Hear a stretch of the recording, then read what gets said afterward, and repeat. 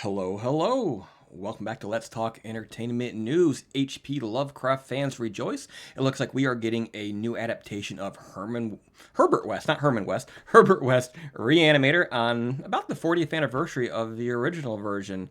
If you're new to the channel, you may not realize that I reviewed each and every short story ever written by H.P. Lovecraft, and you can find that all down in its own playlist here. I'm going to share my review of Herbert West Re-Animator at the end of this video. It was done about 6 years ago, so it looked very different. The whole setup is quite different from it is today, but we're going to get to that in just a moment. Before we do, just one thing. If you're going to come here, if you're going to comment, if you're going to spend time in our hopeful community, be kind. Just be kind. Don't be a jerk. We don't need any jerks here. All right, then. Yes, it looks like Lovecraft coming back to the big screen. New adaptation of H.P. Lovecraft's Herbert West Re-Animator in the works. A new contemporary adaptation of H.P. Lovecraft's short story Herbert West Re-Animator is in the works from the Haunting Connecticut screenwriters Adam Simon and Tim Metcalfe. Let me just stop right there and say that if they mean contemporary as in they're going to set it in the present, I'm kind of turned off by that. I would much prefer they do these as period pieces. I think they work much better set in that time. But yeah, the new adaptation is said to be the first in a series of elevated genre picks. And let me stop right there again. I'm sort of becoming sour on the term elevated horror. I think it sort of demeans other horror as if there was something wrong with it. It's not wrong to be schlocky. You can be schlocky if you want to. Developed and financed by Woodlake Entertainment, Herbert West Re-Animator centers on the brilliant but mercurial physician West, whose rabid obsession and pursuit of life extension succeeds to horrifying effect. The news arrives at the short story's first feature adaptation. Stuart Gordon's Re-Animator turns 40th this year. Having a hard time talking today, but I usually have a hard time talking, so bear with me. Lovecraft's short story, first serialized in Home Brew magazine in 1922, is the first among his works to be mentioned, the fictional Miskatonic University. We are very excited for Woodlake and the amazing team assembled to reinvent the classic horror literature into a contemporary, frightening feature film, said producer Jeffrey Lewis, owner of Woodlake. It sounds as though this new adaptation will adhere to the source material and opt for a more serious approach over Gordon's slapstick humor. I think that's a good thing. I'm not opposed to Gordon's version. It's sort of its own thing, but I also like to see some of these Lovecraft stories done in the serious way that Lovecraft intended them. Simon and Metcalfe may be best known for The Haunting in Connecticut, which grossed $78.8 million worldwide and received a sequel, but it Scribes also penned 90s cult horror movie Bones. Simon also wrote Books of Blood and Salem. On the whole, good news, I think. Anytime that Lovecraft's work gets put into the limelight again, I think that is a good thing. Regardless of the quality of the film, I think it does bring more people to Lovecraft's work. More recently, several years ago now, we had the Color Out of Space Richard Stanley remake, which was quite good. That was supposed to launch at least a trilogy of new adaptations of Lovecraft works. I think they were going to do Dunwich Horror next, but Richard Stanley apparently got accused of sexual harassment or something like that, and it seems to have tanked that project completely. I did hear rather recently that it may not be completely dead, so I'm still hopeful for that, but it looks like Herbert West Re-Animator is our next best chance to see Lovecraft on the big screen. What do you think? But before you go, I am going to kick this back to my review from 2019 of Herbert West Re-Animator, when a much younger me in a much crappier setup talked about that book or that story after having read it for the first time. So I will see you after that.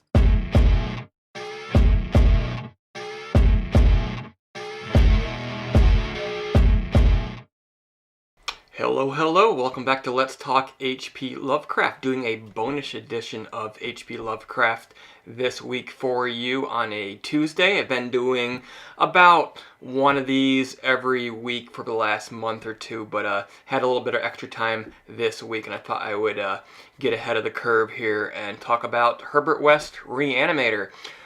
Herbert West Re-Animator, written 1921 and 22, serialized in several parts in 1922 in the amateur publication Home Brew. The story is divided into 6 sections: From the Dark, The Plague Demon, 6 Shots by Midnight, The Screams of the Dead, The Horror from the Shadows, and The Tomb Legions. These, each section represents 1 month's publication. And being as it is a serialized story, there's a little bit of overlap at the beginning of every section because you need to bring the reader back up to speed. And for that reason, you can just about read these independently of each other and still feel like you've read a complete story. But of course, they are better together. Now, I've read this story twice now. And the first time, I kind of found it to be a little bit annoying with that repetition and that serialized nature of it. But actually, second time around, I found it to be a lot more enjoyable. So let's get into the plot here. The story depicts 17 years, more or less, in the life and experiences of the narrator with a friend, I would say, named Herbert West, the title character. And it leads up to his inevitable disappearance, which is talked about throughout the story.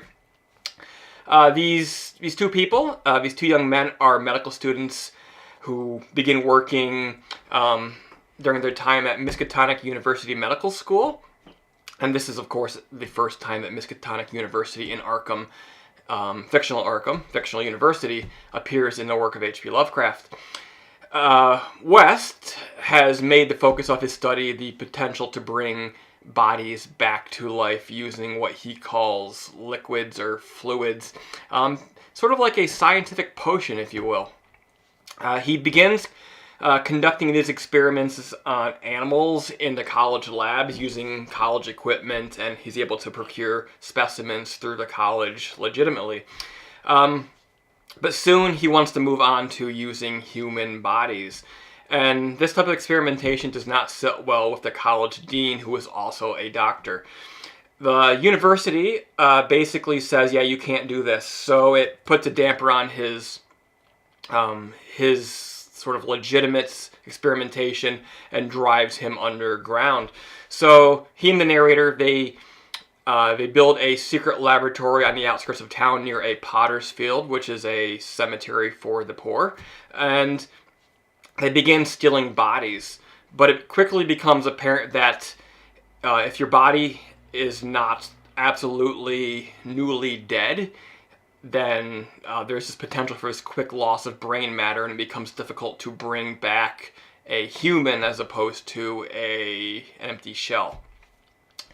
The first major success of their experimentation happens at that lab, and the body, which they've taken from the cemetery, it's injected with these fluids. There is a scream and sort of this horrible experience, and it sends the two of them running out the doors. But meanwhile, a lamp tips over. I think it was a lamp, could have been a Bunsen burner, and it burns the lab down. And shortly after, there's stories about strange disturbances in that cemetery and scratch marks and clawing, and basically the idea that they resurrected some sort of beast of a man, and this beast is out there possibly looking for them. And then they feel that the idea of, eyes in the back of your head, something watching you from behind throughout the rest of the story, but it never really quite materializes. Moving on, a typhoid epidemic grips the town of Arkham, and their skills as medical students who have not yet become official doctors puts their skills at a premium, so they get plenty of access to freshly dead typhoid victims. But one of the victims of the fever is inevitably the dean of the college, who they decide to swipe his body and do their experiments on him. So they shoot him up with the liquids, and he basically turns into a cannibal who goes on a killing spree before he is captured and locked up for the next 17 years in Arkham Asylum. Now, moving on a few years down the road, the two of them are both licensed doctors. They set up a lab near a cemetery in a small sort of mill town, an industrial town called Bolton in New England. And the next experiment is on a young black man who takes part in an illegal boxing match, and they shoot him up with the liquids, and it's much of the same. Becomes a... Actually, let me back up a second. It's not quite the same. Actually, I think they failed completely, possibly because he was hit in the head, had a head injury. So they take the body back out and bury it. But the body does inevitably wake up later, comes to their door, is beating on it like a beast, and West empties a complete load in a revolver into him and kills him again. So then... the next time they secure a body, they're still working out of the same lab in Bolton. The narrator has gone on a brief vacation with his family overseas, but he hears from West that, hey, I found a completely fresh body, but I found a new way to maintain its freshness until the experiment can be done. This subject is a traveler from out of town who has died, has no family, so nobody's going to miss him, nobody's going to investigate. When the narrator gets there, the body looks like it's almost alive. West, is running his experiments and doing tests, and he puts a pillow over the thing's head to make sure that he's absolutely dead, apparently.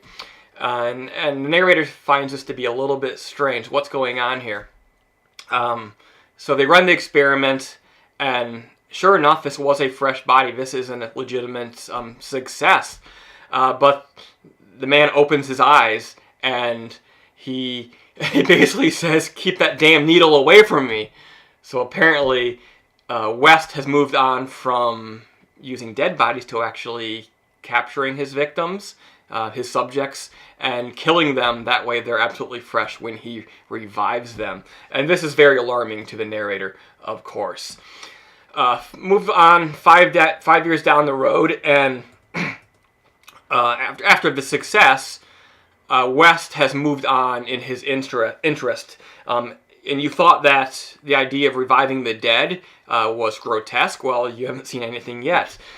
He moves on from simply reanimating them to actually seeing what he can do with body parts. Can he make body parts live independent of the greater organism? Will that arm stay alive, or that leg, or no matter what body part is missing? So to find a supply of freshly maimed bodies, they both enlist in the army, and they are sent to Flanders to fight to do medical care in World War I. Their commander is a man named Major Sir Eric Moreland Clapman Lee, and he's himself a brilliant doctor. But one day he is nearly decapitated in a plane crash. West gets a hold of the body. He cuts the rest of the head the rest of the way off. Does a skin graft to cover the stump, sticks the body or the head in a vat of his fluids, and then shoots the body up with his liquids. The body starts to move, and they hear a voice. This body has no head. The head in the vat of fluids is doing the talking, and he recalls the last moments before the plane crash. Bail out, bail out. And so it seems that the brain has retained the last thing that it's experienced. After the war, it's another year down the road. They're back in the States. They set up a new lab in Boston near an ancient sort of colonial cemetery with underground catacombs. And they dig their basement into a laboratory down in the sublevels. And they actually open up a hole into the tomb, which they then close up because they have no use for old bodies.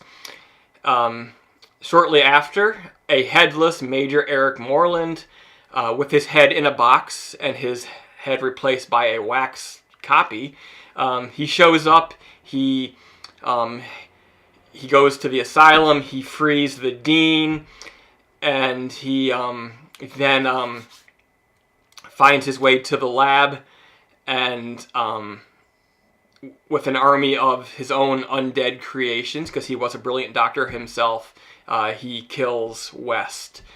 The police come to investigate, but the body's been incinerated and there's no proof, and even if the narrator were to tell him the tale of what West has been doing, who's going to believe that? Who's going to believe that a headless zombie has come to have revenge on Herbert West? And that is your plot, guys.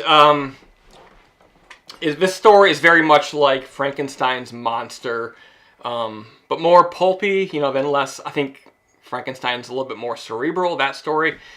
But it's very much Frankenstein for the 20th century. And it's no surprise that this story came from H.P. Lovecraft. I mean, if anyone's going to write the sort of a definitive Frankenstein for a new century, yeah, it would have to be Lovecraft. The transformation of Herbert West from a curious young person experimenting on animals to eventually bodies, to then even killing bodies to undergo or to use for his experiments, sort of reminds me of at least the movie version of the serial killer's journey and how a serial killer progresses. And it's really a warning about how scientific ambition can go too far. You can get lost sort of in your pursuit of knowledge, of succeeding. You sort of lose track of the humanity factor. We've had stories like that in the news here on good old planet Earth, many times in the last decade. Stem cell research comes to mind, and the debate over can you use embryos. Also, more recently, there was the doctor in Korea, I think, or China, who apparently did some gene editing on some unborn embryos, and then actually brought these young people into the world. Aside from that, the concept of reviving people using fluids reminds me very much of the way today that we use adrenaline and epinephrine and other fluids to revive the body. However, what's interesting that is missing here is the idea of using electricity. There was electricity in Frankenstein, I believe. However, it's missing here. But of course, today, it's nothing to defibrillate somebody. Like, we have pocket-sized defibrillators now. I know the defibrillator didn't really come about until probably the 50s, sort of like Korean War era. So it basically didn't exist yet in Lovecraft's time, but I'm sure we were probably experimenting and knew the basics of humans and electric currents and things like that. But it is interesting that he went with this sort of fluid concept. The fluid concept does have a corollary with adrenaline and things like that in our age, but it also speaks to me in a different way, which is fluid being sort of like potions. So it's almost has a sense of magic to it, aside from science. West was very much concerned with science, whereas the narrator was more, he was a scientist, but he also had thoughts about the soul and about what it meant to, what did the body see beyond the grave. So it's interesting how in this story, and I think this is sort of the theme to drive home, the interesting of this juxtaposition of science and religion, science and faith, and the fact that while many people tend to be like absolutely one way or the other, the lines are kind of blurry. We do know that when people have been revived after minutes being clinically dead on a table, they have had interesting experiences, and it's changed their lives in interesting ways. So in many ways, I think Lovecraft was very much ahead of his time in sort of exploring these concepts. And yeah, guys, that is Herbert West, Re-Animator, one of Lovecraft's, I'd say, probably his most popular stories. It's been adapted into a movie and into many other formats, and I think it's ripe for another reimagining. I have a hunch that Lovecraft, who has gained in notoriety in recent years and recent decades, I have a hunch that we're going to see finally probably some big budgets high quality Lovecraft film adaptations, and I think this would be a good one to go with.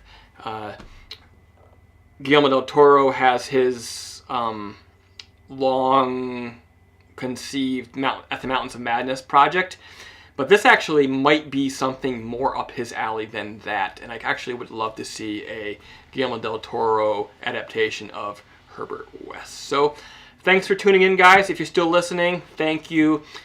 Please subscribe to my channel, and until next time, keep it creepy.